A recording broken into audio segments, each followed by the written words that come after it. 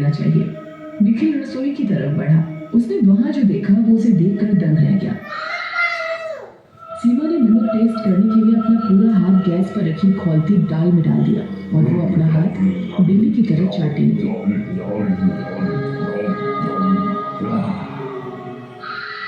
निखिल सोच में पड़ गया। ये क्या कर रही हो सीमा? चम्मच से निकालनी थी। सीमा ने उसे कोई जवाब नहीं दिया और बस निखिल को घूर रही थी। तभी शेरू, निखिल के पड़ोसी का कुत्ता, अपने घर से छूट जाता है और निखिल को घर में आ घुसता है। शेरू सीमा को देखकर बहुत जोर जोर से भौंकता है। निखिल शेरू को भगाने की बहुत कोशिश करता है। जाओ शेरू, जाओ। तुम इधर क्या कर रहे हो? शेरू सिर्फ सीमा को देखकर भौंकता रहता है। कभी सीमा उसे पकड़ लेती है और उसका गला दबाने लगती है। निखिल सीमा से शेरू को छुड़वाने की बहुत कोशिश करता है पर सीमा उसे नहीं छोड़ती।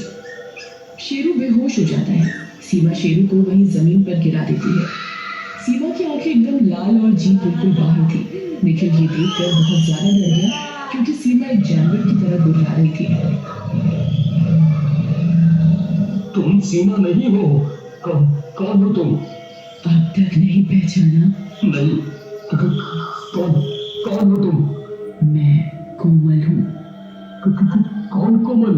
सीमा दीदी ने मुझे तुम्हारे घर 5 दिन खाना बनाने के लिए जिसे बोला था, मैं वही कोमल हूँ। कोमल हूँ मैं। तूने मेरी जिंदगी हराम कर दी। अब मैं तुझे नहीं छोड़ूंगी। अरे नहीं कोमल, मैंने कुछ नहीं किया। मैंने कुछ नहीं किया। तूने कुछ नहीं किया, तुझे मैं बताती हूँ। अरे नहीं कोमल, मुझे माफ कर दो। मैं कभी फिर से ऐसे गलत काम नहीं दोहराऊंगा। क्या हुआ? तू तो भी बोल रहा था तूने कुछ किया ही नहीं। तुझे एकदम से क्या हुआ? नहीं कोमल, मुझसे बहुत बड़ी गलती हो गई। मैं कभी ये दोबारा नहीं दोहराऊंगा।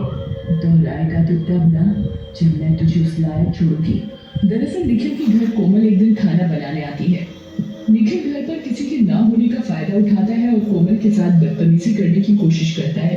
कोमल निखिल को रोकने की बहुत कोशिश करती है पर निखिल उसकी एक नहीं सुनता। कोमल से ये निखिल की बदतमीजी बर्दाश्त नहीं होती और वो गाड़ी के आगे जाकर खुदकुशी कर लेती है।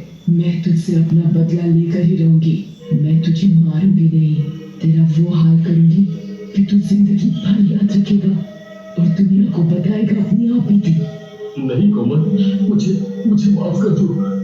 मैं कभी ऐसा उल्टा काम नहीं करूंगा। मुझे माफ कर दो कोमल, मुझे माफ कर दो, मुझे माफ कर दो। निखिल कोमल से बहुत मिन्नतें करता है पर कोमल उसकी एक नहीं सुनती।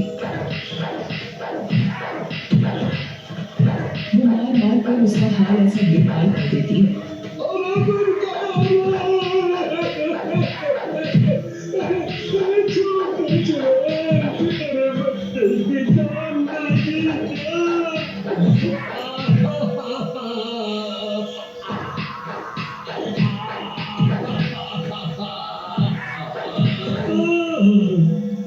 कुछ दिनों बाद निखिल को जब होश आता है तो वो खुद को हॉस्पिटल में पाता है। निखिल को डॉक्टर बताता है कि उसे बहुत बुरी चोट लगी है जिससे वो अपाहिज हो गया है। उसे हमेशा एक व्यक्ति की जरूरत पड़ेगी उसका ख्याल रखने के लिए। वो जिंदगी भर ऐसे ही रहेगा। कोमल निखिल से अपना बदला ले लेती है और निखिल को सबक मिल जाता है कि किसी के साथ आप बुरा बर्ताव या बुरा व्यवहार करेंगे तो आपको आपके कर्मों की सजा इसी जन्म में मिलेगी। अगर मैंने उस बेचारी के साथ गलत नहीं किया होता तो आज मेरी ये हालत नहीं हुई होती। ना ही कोमल गाड़ी के नीचे आकर अपनी जान देती। निखिल को अपने किए का पछतावा होता है।